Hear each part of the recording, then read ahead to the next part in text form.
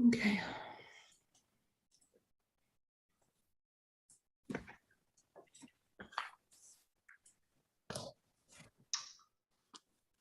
Okay. Looks good on my end. I will officially call the meeting to order and move right into the announcements. The first announcement is the IAS Community Leadership Awards. Earlier this evening, around 6 o'clock, I was joined by, I think, of the 2, 4, 6, 8, 8 awardees. 6 of them were able to make it, which is pretty good for high school students on a Monday night.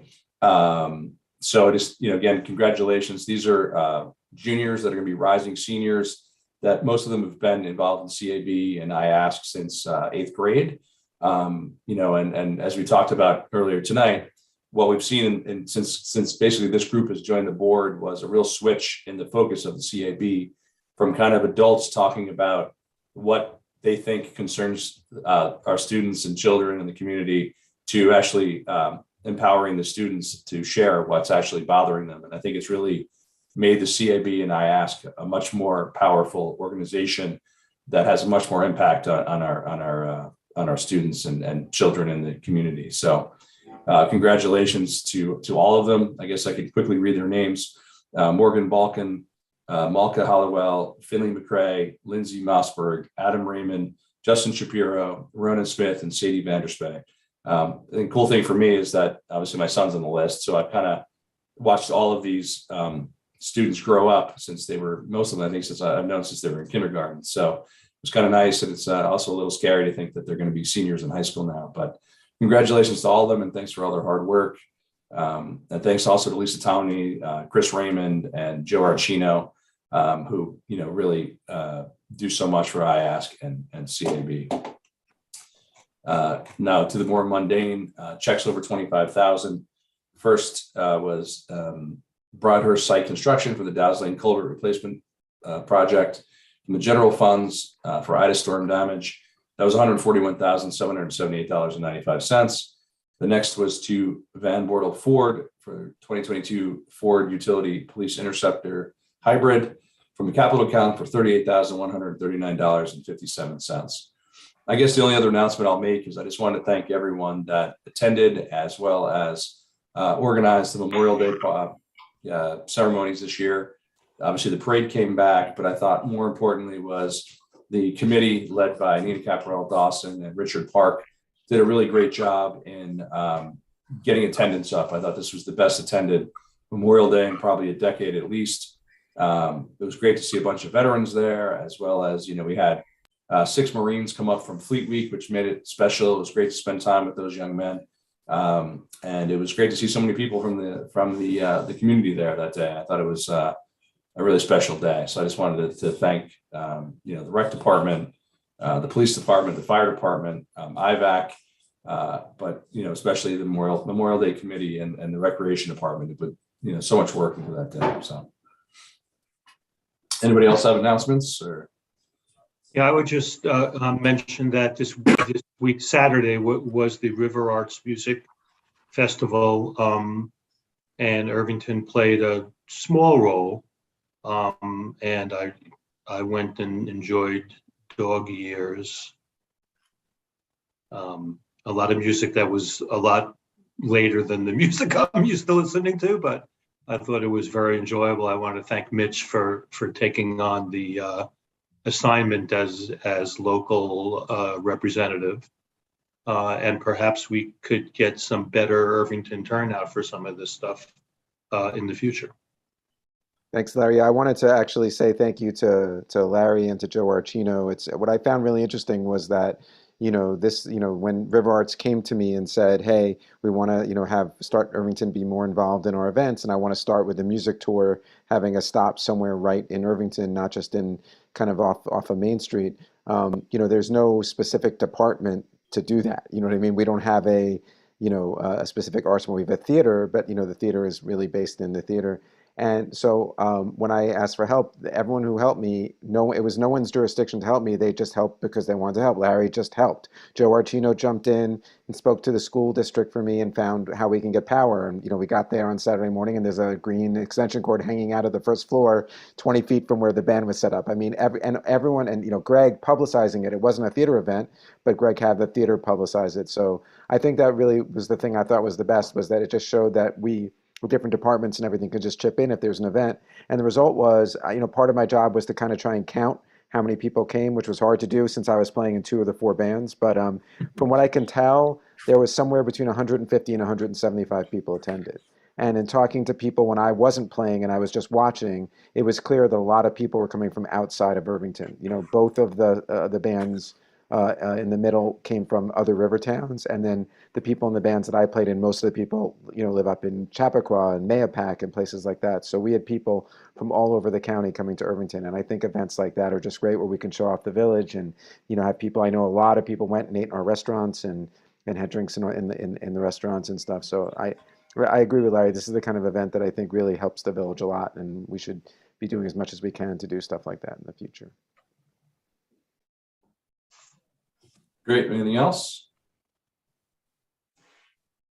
If not, I will move on to correspondence. We had 2 letters. The first was from a group of Irvington residents that were commenting on RPAC's opposition to dogs in Matheson Park. They basically wanted us, they're urging us to make space in newly renovated Matheson Park for dogs. They're saying that they should have their own spot as well.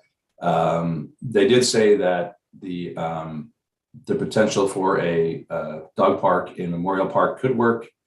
So I think my biggest update for them is that the rec department has already had, I think, 2, and I think there's a 3rd meeting for tomorrow if it doesn't rain, with a dog park consultant, which I didn't know there was such a thing, but apparently it's a pretty specialized industry.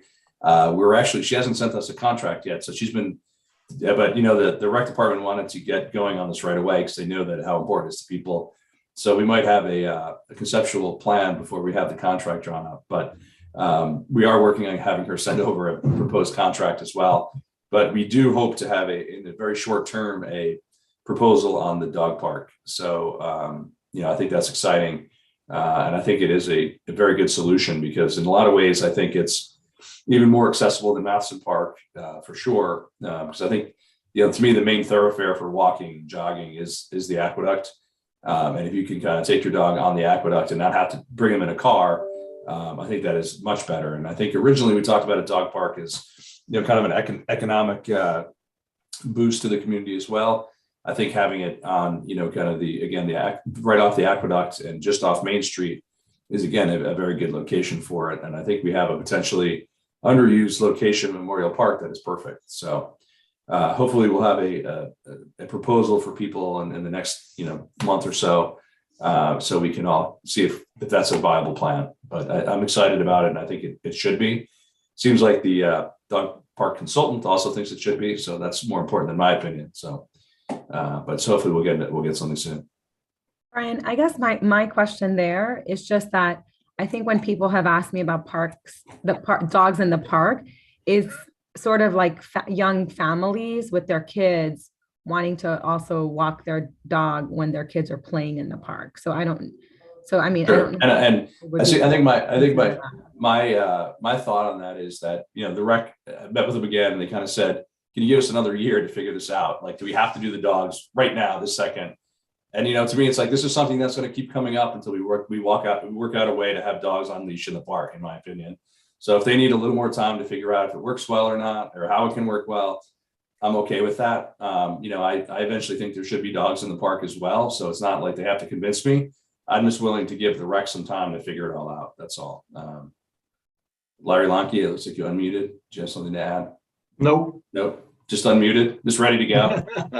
But I definitely hear the thought that, maybe we should allow dogs on leash anyway, even if they're not off leash.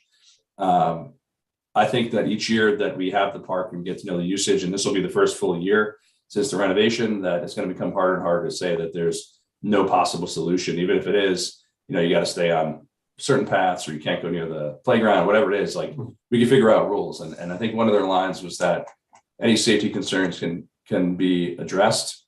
I kind of agree with that for the most part, but I'm willing to give the rec a little more time to figure out how the park's being used and those sort of things. So, but I don't think it's going to be, I don't think the issue is going to go away until something happens there. So the next item up is from Lisa Gann about raising the Juneteenth flag on the village flagpole.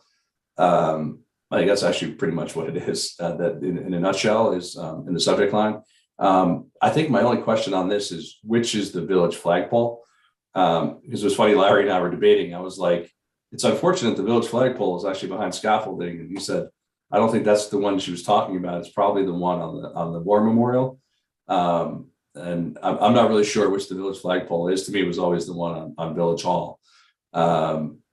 But, you know, I don't have a problem raising a Juneteenth flag, although I was reading an article today debating what the official Juneteenth flag was, because I guess there's one that's red, white, and blue, and there's one that's green, black, and yellow.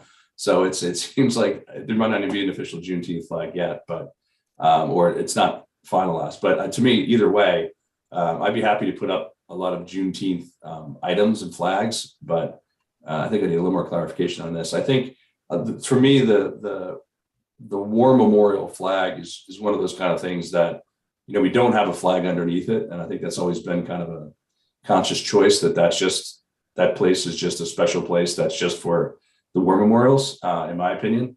But if there's another place we could raise a Juneteenth flag, and I'd be more than open to it. So, you know, or if we want to do something at the top of Main Street as well, putting up signs or a flag there as well. Again, I'm more than open to it, but I'm just not exactly sure. We don't really have the main flag. And again, it's unfortunate that we can't decorate around Village Hall. So it would have been fun to have something for Juneteenth in the Madam C.J. Walker Plaza, which I guess, you know, having an event there to christen that now too with the scaffolding is not exactly opportune or optimal, I should say. You know, but we did need to get that work done because it is leaking into the theater. So it's kind of a double-edged sword there. I don't know if anyone had any thoughts on this one.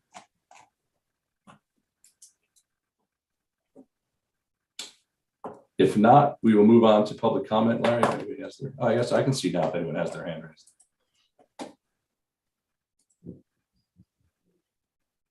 Looks like there's only one person that isn't a panelist, at least on my,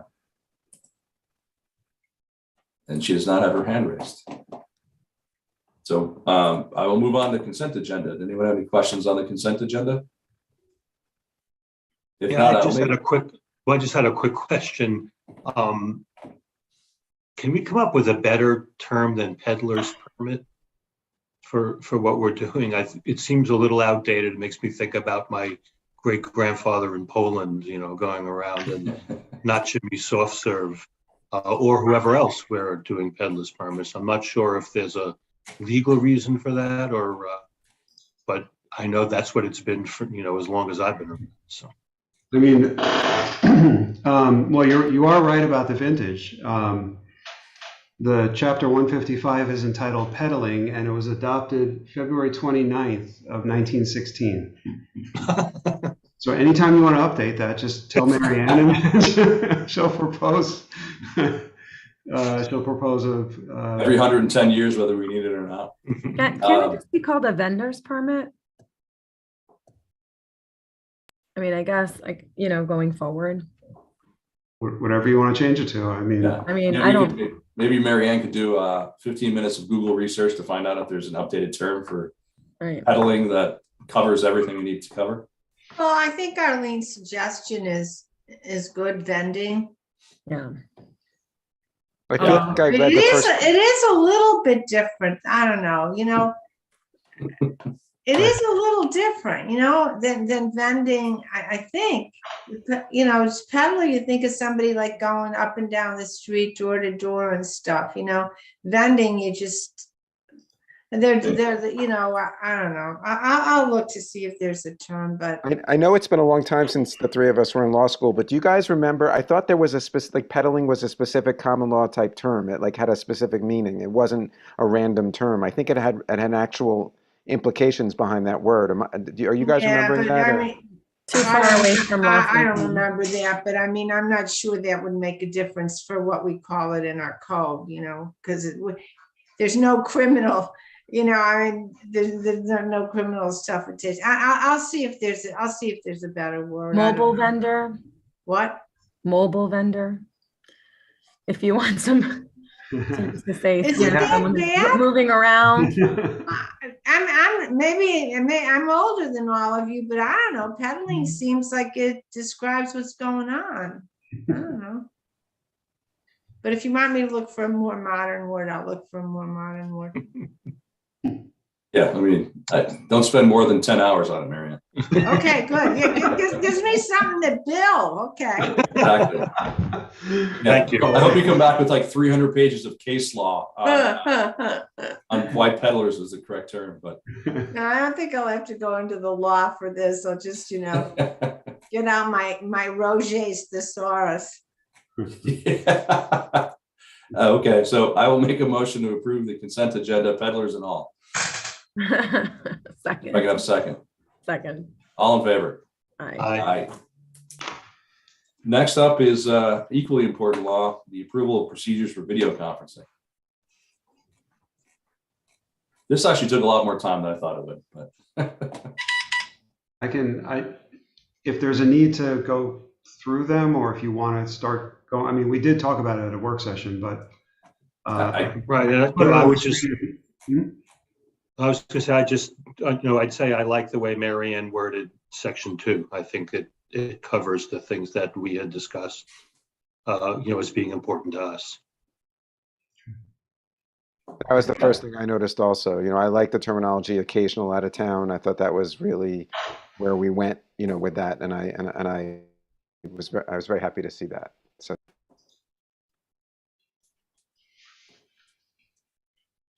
Yeah, I think that was our biggest, kind of hold up was what do we do about someone who, summers somewhere and, do they just go away to, Milan every, June, July, and August and come back in September?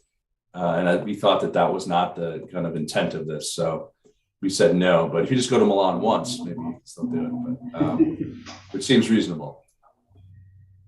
And also, I would say for the board members that if you want to go on vacation, you can miss a meeting every once in a while as well. It doesn't make you a terrible person. It's sometimes it's necessary. I thought that it makes sense, right? It dealt with the only real issue we had, so I think it's pretty clear. Yeah, the only thing actually that's in addition to what we discussed at the work session, because it didn't occur to me until afterwards, is the zoning board, planning board, and ARB all have alternates. And the alternates are there in case a member can't be there. So I made, I guess it's, on Rule 3. So for those boards, alternate members shall replace members who cannot be physically present at the meeting. If no alternates available, or if the alternate's recused on a particular matter, then a board member can participate by video conference. We didn't talk about that, but I thought it made sense. Yeah. I think you did mention that at some point, Marianne, because that's not new to me. Yeah, I think I might have sent an email around, but I think that's what it was, yeah. Right, but at the work session, which was the public discussion, it wouldn't have come up. Anybody else have any questions, comments? And this is just procedure, so we don't need to have any kind of public hearing or anything. It's just a procedure for us to follow on the other boards. So I will make a motion to, I guess we actually have a nice little resolve to approve the procedures for video conferencing for meetings of Irvington boards dated June 6, 2022. I'll make a motion if I can have a second. Second. All in favor? Aye. Aye. Approval of consultant agreement 2022-12 with Kimley Horn. So this agreement relates to the Aster Gateway project, a project that we're looking at to create a bit of a drop-off pickup point for the train station, probably somewhere in the vicinity of the Public Works garage. And also it's going to evaluate the traffic circulation through Buckout Street. I think the wording in the proposal says South Buckout Street, but we are going to also take a look at North Buckout Street just to be sure about how traffic flows. So we'll make sure that's updated, but that's this project. This project is the subject of a $200,000 grant that we've been awarded from New York State through the Dormitory Authority. And the total project is probably around 400,000, although these days I don't know anymore. Things change. That could just be for the paint on the new striping. Yes, exactly. That's if we can get the paint, right? So yeah, that's what this project is, to get that moving, the design process. Well, that comment, I'm glad that we're moving along with this. I know that I had asked that this become, a little bit up on our priority list, and I'm glad to see it getting started. Yep. I feel like we should let Connie know that we're restarting this as well. She was very curious. Connie already knows. Okay, good. We had a little email exchange over it, so. Nice. So Larry, is there any issue with the enslaved graveyard memorial? No. In terms of its location and what might change in street configuration? No, I don't think so. I think if anything, this will give it more real estate in the sense that, there's only one direction of traffic flowing through. But no, none of this construction is anywhere near this. I mean, it's down the hill. Right. I didn't know about how it might, exactly that, the one laning potentially, or changing the configuration of the intersection there could impact space availability. That's all I was. Yeah, I think it can only be positive, but we'll see. I mean, that's what they have to get to work on.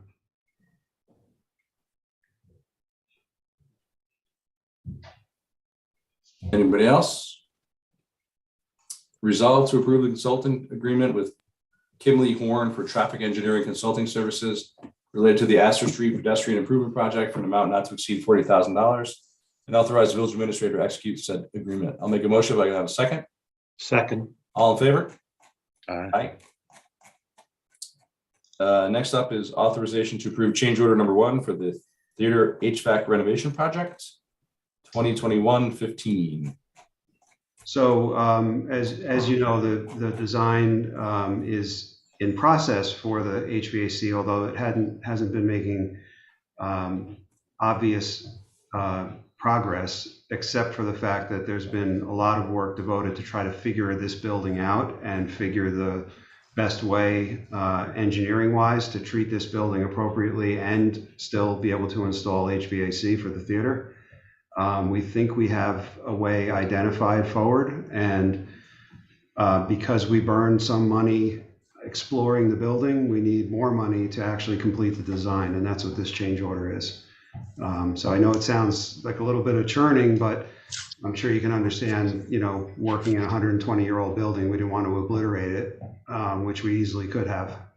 So this is a way forward, and hopefully in the coming months, the design will be completed and we can really get going in terms of figuring out what it's going to cost and getting moving towards construction.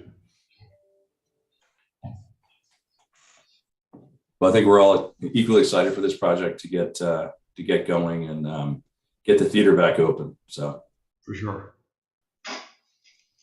Resolve to approve change order number 1 with DLR Group in total amount of $17,150 for the theater HVAC renovation project, and authorize the village administrator to execute said change order. I'll make the motion if I can have a second. Second. All in favor? Aye. Next up is reports of boards, standing committees, and officers. Trustee liaison reports. I'll start with Larry Lonke for a change tonight, because you're top on my screen. And you're unmuted already. And top in my heart. Thank you.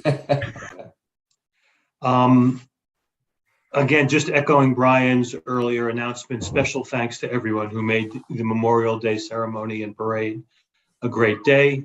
Thanks again to Nina Caporal Dawson and Richard Park for chairing the committee. I think, just as an aside, I'm sorry I missed it, but I think once this template is established, it becomes easier. I know it was a lot of work for them this year, and again, it's greatly appreciated. We still need summer camp staff for both and for adult and counselor positions available. Both sessions of Teenscape are now filled at this time. A reminder that all groups of 13 or more will require group park permits for all village parks. Reservation requests can be made online. Online requests can also be made for the Memorial Park tennis courts. The O'Hara High School summer program starts on Monday, June 27th. 16 high school teams from Westchester and Rockland will participate in the 5-week program. The Irvington Beautification Committee did an outstanding job preparing Main Street for the summer. This past Sunday, the Irvington cross-country track team came out in full force to help to clean up and make the cross-country Coach Barry loop safer for runners and trail users by wood chipping the trail and helping to level areas on the trails in the Irvington Woods Park.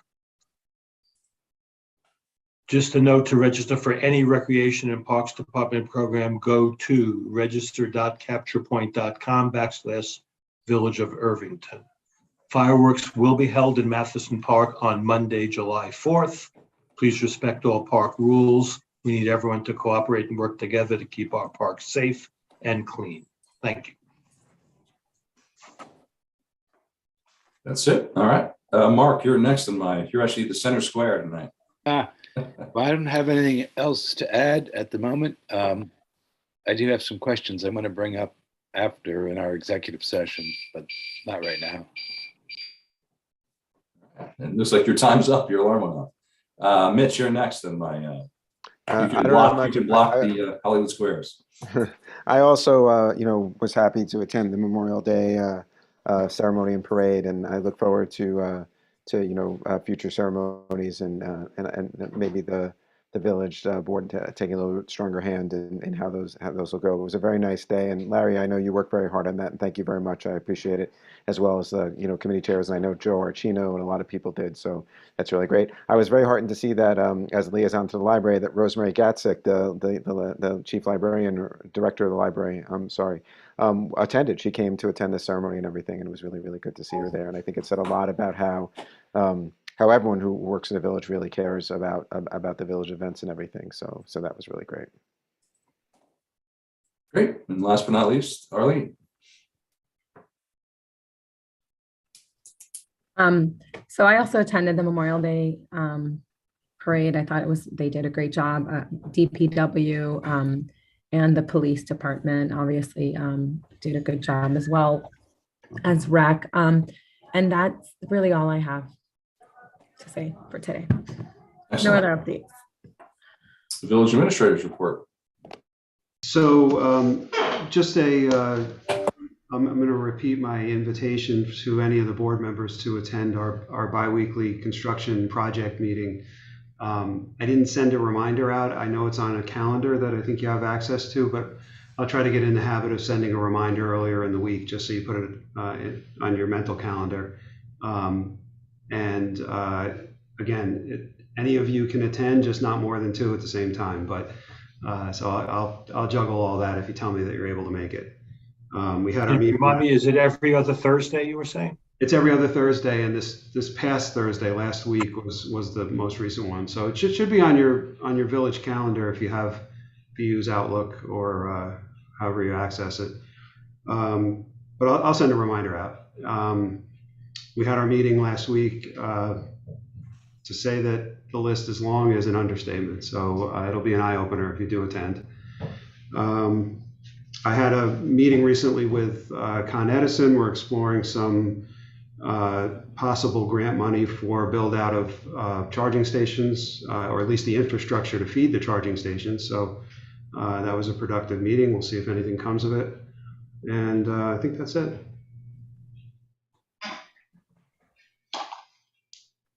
Great. Next is Village Clerk Treasurer's report. Okay, we're in the midst of our tax collection season for first half village taxes. And all the tax bills have been sent to property owners that are not escrowed their taxes. So they should have received that by today. They pay online or to drop off a payment in Village Hall. Either way, there's no charge if you pay with an ACH online. So we make it very convenient for our residents to pay. Brenda, can I ask a question? I think probably everyone received their updated valuation for their homes. And within my little community, the comment was made that if your home appreciated about the average appreciation for the area, that would end up in no increase in taxes. Can you explain how that works? I guess it's under the concept that if all evaluations go up equally, it wouldn't impact the tax rate. So everybody goes up, the assessed values go up, and the apportionment of the tax bill would be pretty much equal. That's if everyone's property taxes went up at the same rate.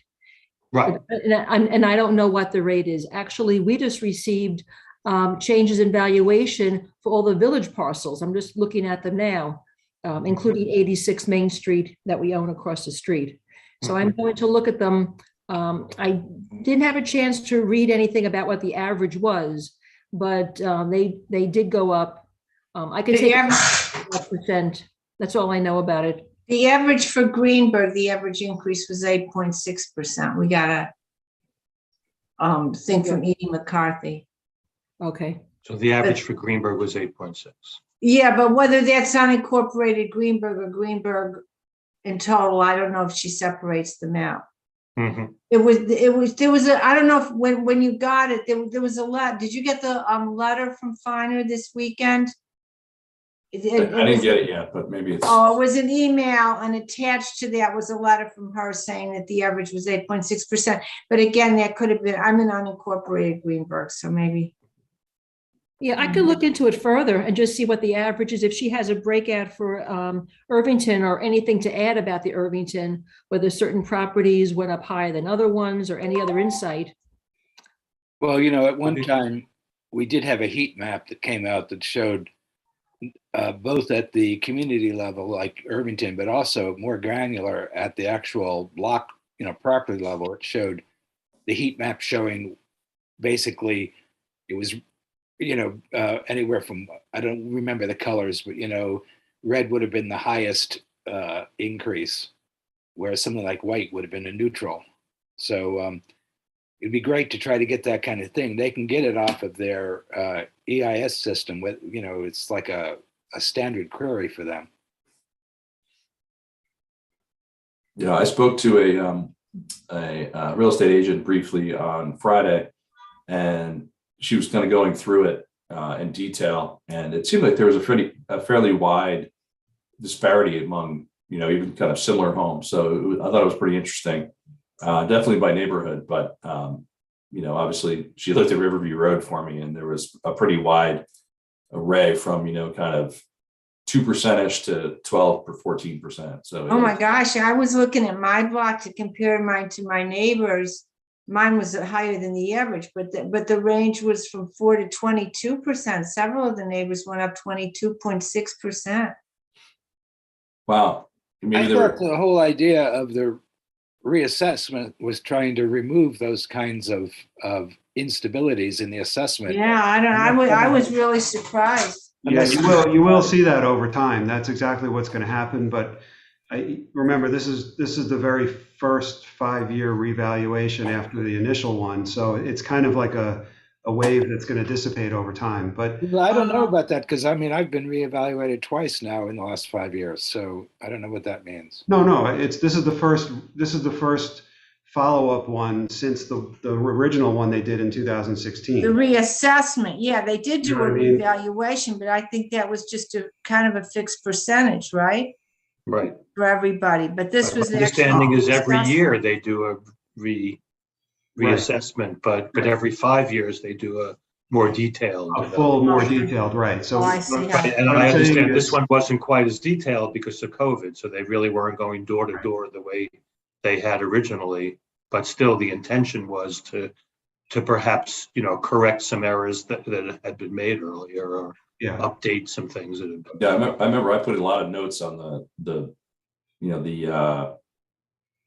kind of drawing I got. I thought things were actually wrong on it. So when we had gotten that, this is your house, this is what we're assessing, and it said this doesn't look like my house on certain parts, but Right, but the range that you just used as an example of 4% to 22%, that seems like a wide range. But if you I know.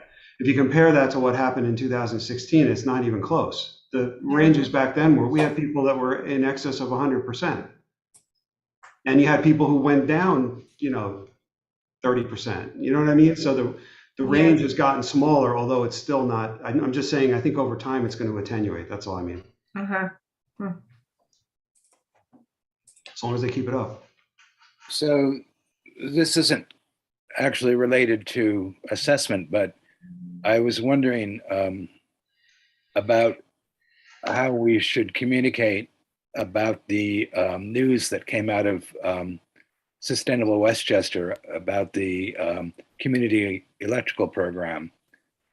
And the reason why I'm saying that is because if you saw the email over the weekend, I guess, or yesterday, whatever, they basically have been unable to come up with a contract to continue their, aggregated service level. And they're basically switching, as of July 1st, switching all users back to Con Ed to their variable rate plan. Now, I don't know that they have until they can come up with another contract. I don't know if they have an option or not. Maybe that's what they have to do, but that's like pushing someone right into the middle of the fire, because the issue is that Con Ed's variable rate plan is probably the absolute worst one possible for anyone in terms of rates. Did we all get that email? I didn't get that email. Well, Did everybody else? It was going to be, I got it, but I'm not, I have a third-party contract. I don't have community electrical, whatever the program's called. So, but people who don't, and who have the community electrical and are being switched back to Con Ed, the information that I read they had a letter that they had written, an English and a Spanish letter to send out, right, for the municipalities to send out. And they explained what was going on, but what they didn't do is explain what options anyone had. In other words, the options is that if you don't have to take the Con Ed thing lying down, you can actually go and try to find your own contract through one of the many third-party providers.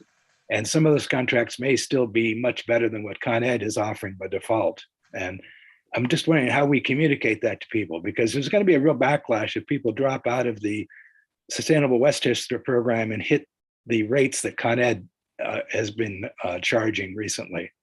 It's going to be quite eye-opening to a lot of people. So the email that you're referring to, you probably received directly from Sustainable Westchester. I got it this morning at about 10 o'clock. This was not sent out to the customers of Westchester Power, or to the aggregate people. So what they sent to us was an email that is directed to municipal leaders and other. So that's probably where you got it. I think you're right. Yeah, they included the fact that they will be communicating directly with the customers. So they gave us a sample of what they'll be sending to their customers. And you read the sample. What's that? You read the sample. I didn't read the sample yet. Right. Well, that's what's a little bit eye-opening, because it basically it's like I know what they're doing. Yeah, they're switching back to the default supplier, which is Con Edison. Right, but they're not really giving anyone any heads up about if they have options about what they might do to protect their own energy rates. Well, I for one am not in the business of recommending what people do with their power. So if there's someone who feels qualified to do that, and if it's from someone at Sustainable Westchester, that's fine. But changing someone's default supply, which is what the community choice aggregation is fine, because those people have not ever actively made a choice to switch their supplier. But then for us to come around and say, okay, we're going to switch you back to the default, and here's all your options. Those options are very complicated, and they could be long-term arrangements if they choose the wrong choice. So I'm not going to be making that letter. If there's someone that has more information about it than I do, I'm happy to get it out there. But that's Well, a I guess what I'm saying simple is, one. as a municipality, do we push back to Westchester, Sustainable Westchester, and just say, can you at least give people the indication that, because they may be not informed, obviously. So the indication that there are third-party providers out there beyond Con Ed. That's the point. They don't even make that comment. So if you're really with your head in the sand about this stuff, you're just not going to be able to address the issue very adequately. Right. I mean, I can give them that feedback, and if they will. Yeah, I think we push back on them and see. I mean, they have to be coming up with something, right? They're the ones who. You know, I agree that it's not that we shouldn't be doing it as, independently from them. But I guess as at a municipal level, we could push back as a board and just say, we really think you're missing the boat by not at least letting people realize that they have options, not which options are best, but they, there are options. And now that you're aware that you're going back to Con Ed, how do you, there's a public URL that Con Ed provides that gives you a link to all the providers of electrical and gas, third party. So it's not like they have some hidden information. Right. Aren't they still in a position, because they have such a huge base, to get a good rate, even though it's, a better rate, even though it might be higher than what they agreed that they would get it at? And then shouldn't they just go back and say, hey, we can't get it for this rate, but we can get, we think we can get it at this rate, That's what you'd think, but they have basically thrown their hands up in the air. I think it's just awful. They're saying, we don't know when we're going to get it at a rate that's acceptable. Well, and you're comparing apples to oranges, because the Con Ed default supplier is month to month. It's a variable rate. And so if you're trying to lock in a variable rate when the market is at, I don't want to say it's a peak, but it's certainly elevated. Who knows if it's a peak? That's a difficult chore. So Yeah. Maybe okay, maybe they could negotiate a variable rate that's better, but I don't know. That's beyond me. Yeah. Right. I mean, I'm not saying I have no judgment on what the box they painted themselves into or what box they got painted into, but I do think we could add a little bit more helpful hand to people around the community about about how to look into. It may be too late at this point, in those kind of sad quotes on either side, that the rate damage is just through the entire marketplace, whether it's a fixed rate or a variable rate, and whatever the various producers are. I mean, I don't know, because I had a 2-year contract and I was only like 6 months into my contract before the whatever proverbial stuff hit the fan, so in terms of rates.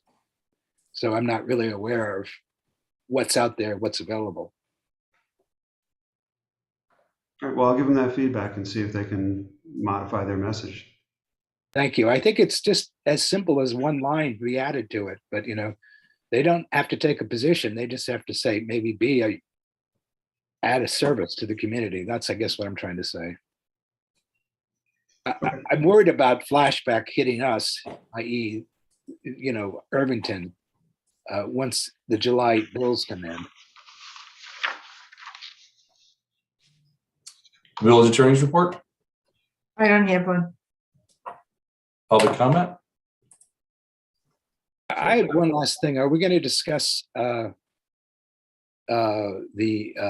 gay pride flags in this meeting, or are we going to do it in an executive session? I assume we were going to do it after the meeting, but I guess we could do it now if we want to. I mean, I don't know. It doesn't seem very controversial. It just seems like No, it's just about the plan. I mean, I think there's several plans on the table, and we're obviously already on June 6th. So, to me, I'd like to see something at the top of Main Street, like a large banner or something. I think the problem is and Larry and I were trying to figure it out. Like if people had just put up, their signs in the actual village sign holders or whatever you call it at the top of Main Street, I feel badly saying, hey, we're going to take them down for a while. So I'm almost thinking we try to get something more freestanding, almost like a banner or something that, says something similar, simple like Irvington celebrates Pride or something like that, and have, maybe Pride in the rainbow, something like that, something fairly, obvious what we're trying to get across, but also easy to have produced in the next, day or two. Yeah, it's not a complicated design. It's pretty Exactly. straightforward. Exactly. And I think it's also, it is kind of the most eye-catching place as you come up Main Street, as you're on Broadway. I think it's a good place for that. And it's, I think it's, and, I noticed after Memorial Day, there was a bunch of American flags up there as well. I thought we could also, if we have the small flags, we could also fill that area with the flags. And then I think, I know we went back and forth talking about putting the flags up and down Main Street. I personally like the idea of putting them, putting more hardware on the poles and putting a second flag, say below the American flag, because I think it also kind of makes them, it doesn't preclude one for the other, which I think, I think it's one of those things to say that, we can celebrate both. And I think that's actually a good message. Larry can look into how long it would take to get have hardware installed and get it up this year. I'm just afraid that we're going to get to, it'll be, July by the time it gets done. So I'm almost thinking we can two-prong it. We could go ahead and try to get that done as well. But if we don't get it done this year, then we'll have them in storage for next year. But also try to, because I think a banner, like a good looking banner can be done in, a day or two. They just print them out at either Irvington Printing or Sign Extreme, something like that. Yeah. It should be pretty easy to do, and it's local, and we can have it installed. And we've done that in the past. I can remember for Slow Down Irvington had a banner. Right, exactly. He says they're not hard to do, and they're easy, and we don't have to order them from China and have them shipped on a boat. We can get them printed locally and get them in turned around by the end of the week would be my guess, would be the latest. So I definitely want to do that. If we want to add flags around that, while we try to look at adding hardware to the Main Street poles as well. What happened to the idea of just taking the American flags down and using the hardware or taking alternate every other flag down? We could do that as well. I that think seems like it could be done like within, again, the order time to get the flags wherever they come from. It's like 24 hours. So I actually ordered a flag for my own house. It took 24 hours, but the flag I ordered, I actually got it from a friend of mine who's a trustee in Ardsley, but it was bigger. I think it was bigger than what they're going to put up there. I think, Larry, you're right. It's like 2x3 is what goes on that flagpole as well. I actually went to the Pride event in Hastings on Friday night, and it was really, really, really well attended. It was like hundreds of people, and it was a great event. It was like, family friendly event. I actually really like what they did in Hastings. And I think I like the idea, now as we move along and, we have Memorial Day and we have lots and lots of American flags. I think maybe like the labor of like taking them down and replacing them and then putting them back up for 4th of July. What they did in Hastings is they have these two, I sent a picture, but they actually are better because for wind and et cetera, they don't like wrap the flags don't wrap themselves around the pole. But, in Hastings, they have these flags. I think that's actually Brian, you'd be surprised. I think you can get that stuff within like a couple of days at tops. But we can put them up and down Main Street. I can ask Hastings where they got them from too. We can ask Hastings where they got them from as well. Yeah. The Hastings, they have, it's like H heart H. So they sort of are all in with their branding also. So those probably took them some time to get, but I think they also had some just regular ones without that on it. And how are they mounted? They're mounted with two, so they're mounted sort of like from the pole, there's like two things sticking out and the flag is fixed basically instead of just, sort of hanging in the wind. Right. So it's more like a banner, like a vertical It's like a banner. banner. It's like standing. I sent you all a picture of it. If it's the one that's the fixed one, not the one hanging. The one that was hanging was from last year in person. I wanted to mention the idea that Brian said about having the two flags. I sent you guys the picture of the Ukrainian flag and the American flag, and I kind of like that. If we can't do it this year, then for the future, because Brian, you said the message is that like one doesn't preclude the other, but I think the message actually is that they're together. In other words, that it should be, American to be able Yeah. to be who you are. You know what I mean? And Yeah, I I think like that's that.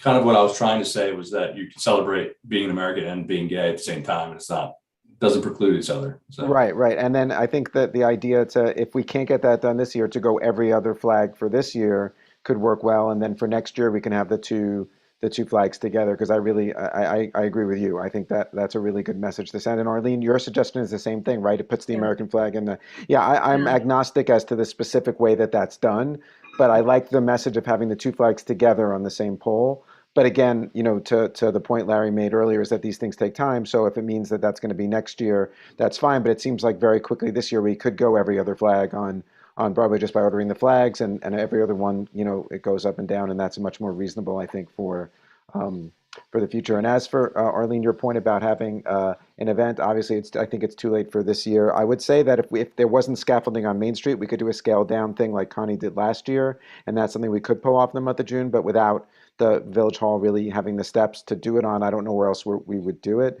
But And we I could do, do something in Matheson Park or something, or at one of the parks if we wanted to. that's an idea. It's just But that, I don't know if we want to, come up with a program, how long it would take, or, if we get speakers, or, like, I'm not sure what the programming, we'd have to think about it. Yeah, what Connie did last year was great, was that she basically just said, everyone who supports this, come to Village Hall. She did about a week's worth of publicity.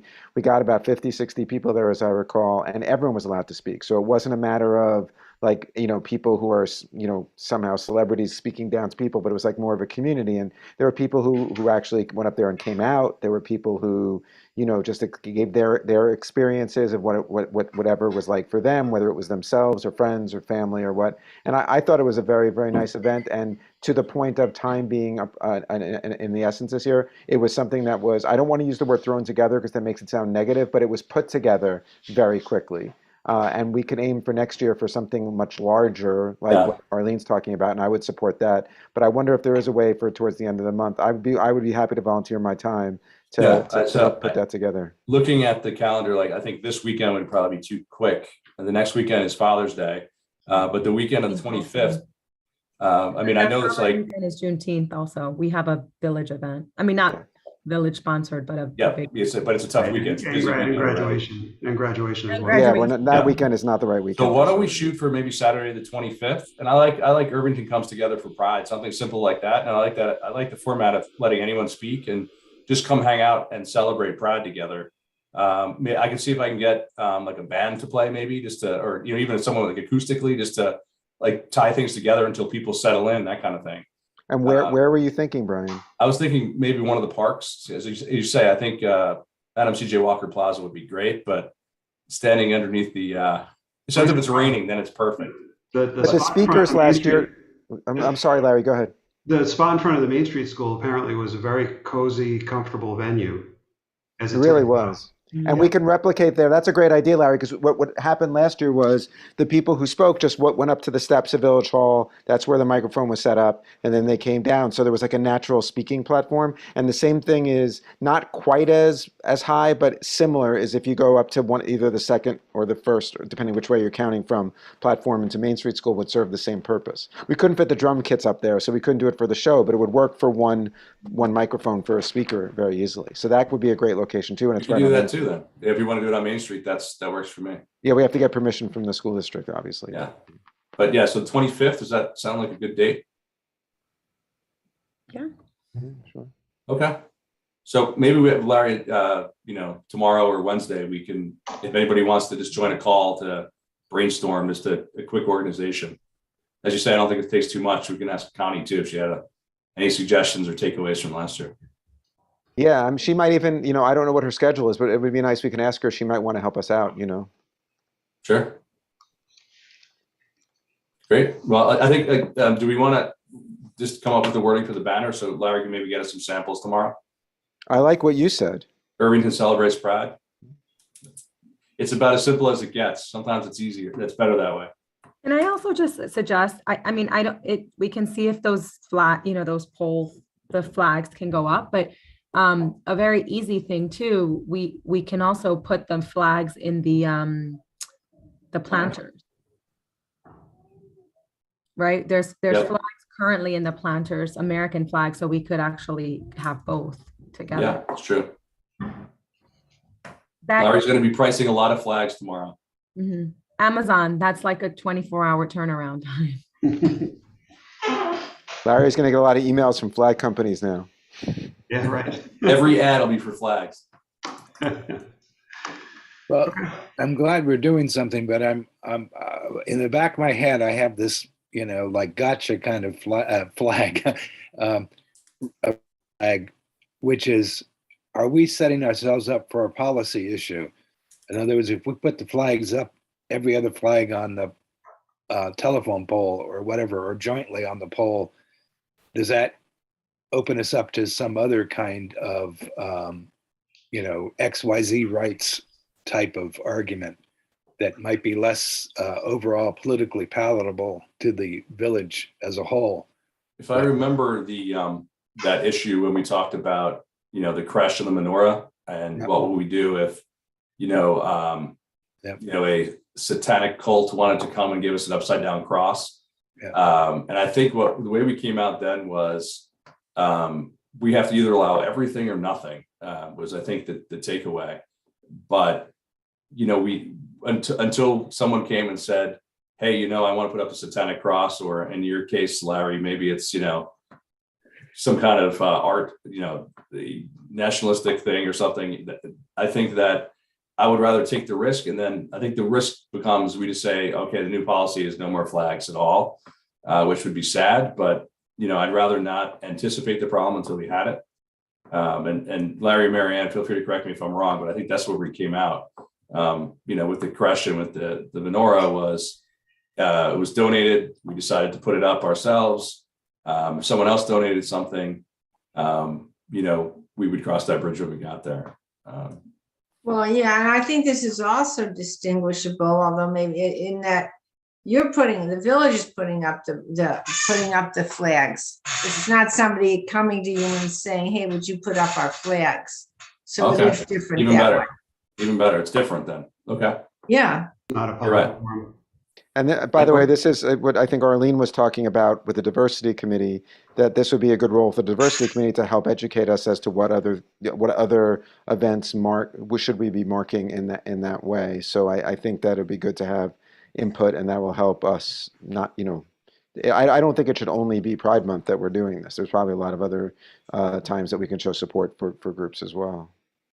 Yeah, I think we also, I do think that the diversity committee is good for this, but I do think that even as a board, I think, one of the things that, I see this related, right? The reason I brought this up in the first place is I see this related to our priority of making this a welcoming and inclusive community. And to me, sort of being silent on pride is a huge miss. And I do think it doesn't make us seem, sort of as welcoming and inclusive by just having nothing during the month of June. So I do think there are going to be other things, I think your values are reflected in what you sort of highlight, right? So I do think there'll be other things and maybe, we will have to say no to certain things, right? I think you can say no to things that, you always have to look at, I think, intent of, people's intent and what their agenda is, and I think there are arguments for saying,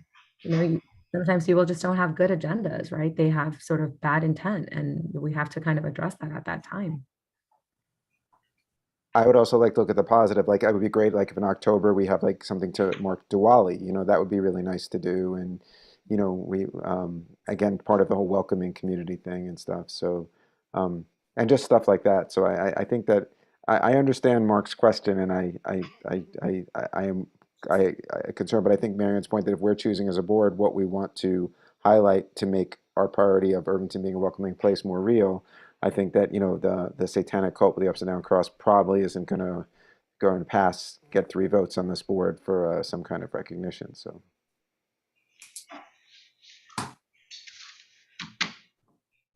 All right, public comment. Otherwise, review of action items. I think it's all about flags and a banner. Yeah. No, and Sustainable Westchester. Yeah, Sustainable Westchester. I have that. All right, so I will make a motion to adjourn. If I can have a second. Second. All in favor? Aye. I thought you were going to get 4 seconds. Kidding. And you have the link for the session after this, correct? You do, yeah. Okay. Sounds good. Okay, Have a good bye. night, everyone. Okay.